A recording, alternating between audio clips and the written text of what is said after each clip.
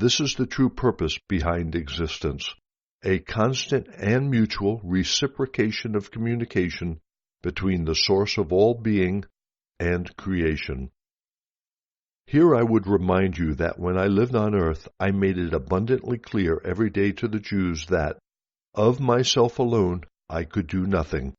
I constantly stated that it is the Father does the work, not I. I have come at this time to enable you to make the transition from the earth-bound human consciousness to that of enlightenment when a person knows that he or she finally knows the truth of being.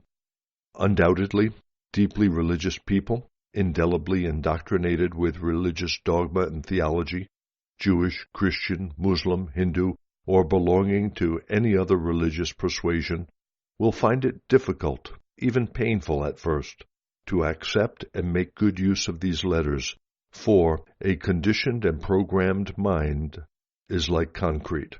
Cherished beliefs, used as talismans, emotional supports, and affirmations to give strength in times of crisis, are emotionally imprinted in the subconscious and usually incorporate in them a fear of offending God when contemplating moving on to some higher truth.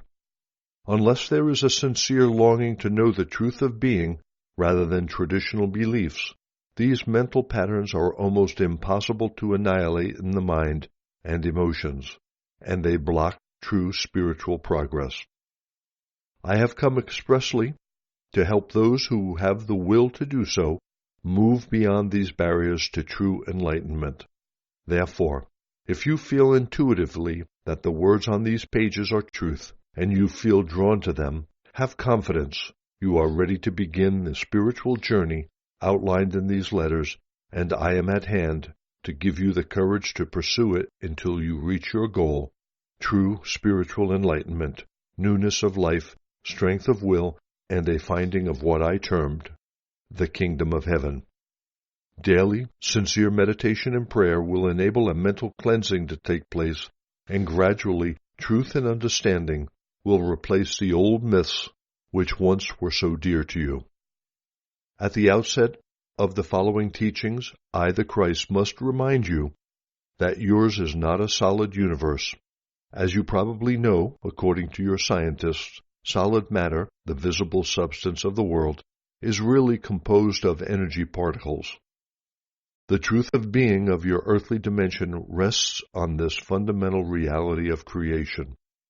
To understand my teachings regarding the truth of being, it is necessary to grasp this fundamental, seeming emptiness underlying all your created world.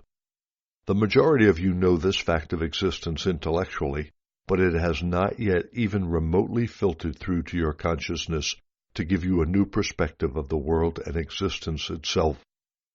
You continue as you have done for millennia, thinking that your world is solid and the conditions of the body and all other external phenomena are beyond your control.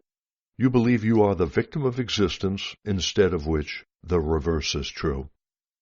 And your daily lives reflect these beliefs. Therefore, it is absolutely necessary for me to return and help you move on to a higher perception of truth.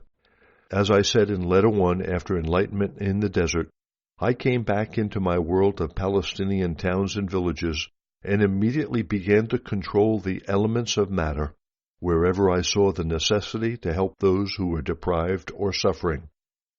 I have come to show you exactly why I was able to do this. As I revealed to you in Letter 1, during the time I received full illumination in the desert, I was shown that matter was not really solid.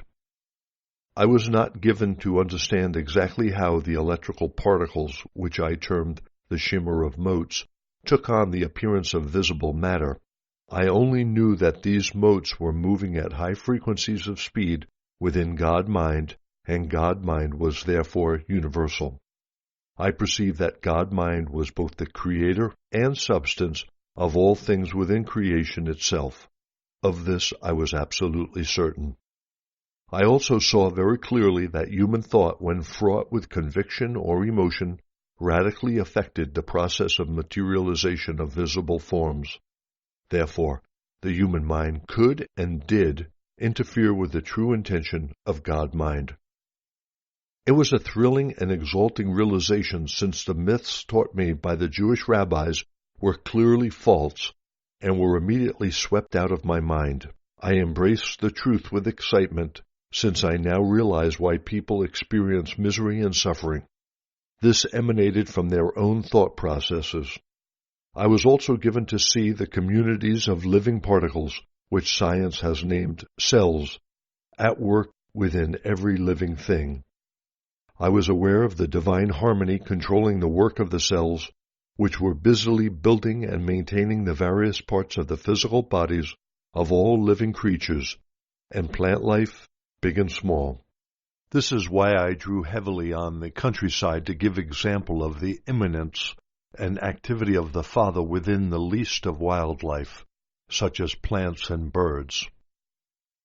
As I have clearly explained in letters 1 through 3, I called God-mind the Father because I was enabled to perceive the true nature of the God-mind, and was determined that when I returned to the people of Palestine to describe the revelations I had received, they would understand that their beliefs imbued in their very consciousness by the rabbis were entirely false.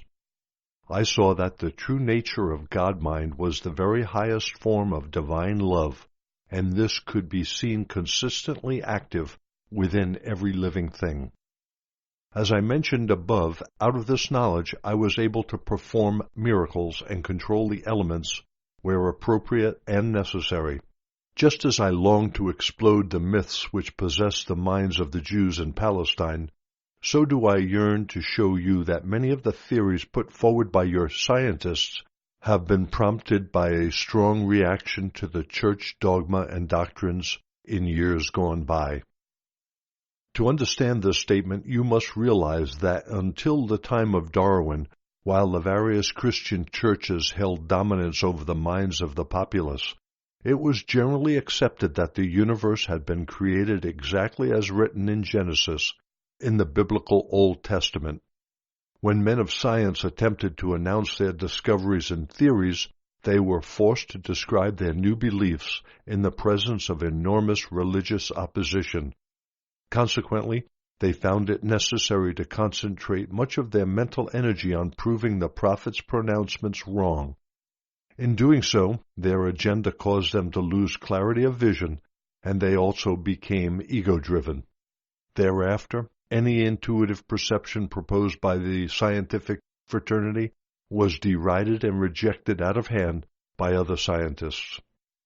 Because of this mental climate, the pendulum of the search for truth swung solely to an undeviating belief in reason and logic, thus imprisoning the human intellect in materialism for the answers to the origins of life and existence.